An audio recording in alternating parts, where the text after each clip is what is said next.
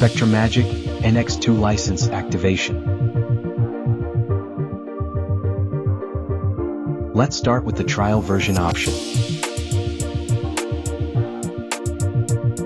The software will proceed as normal with the trial expiring within the provided time period.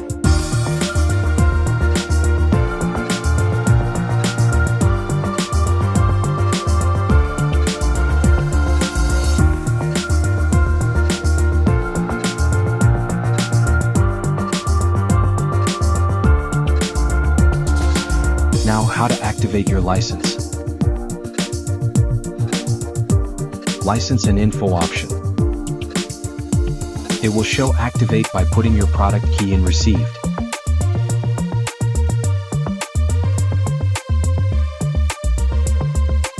Go to Konica Minolta SEU, link added in the post.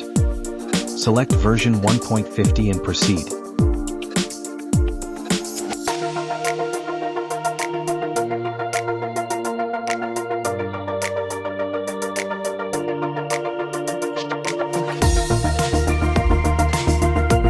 Put in all the necessary company details, submit.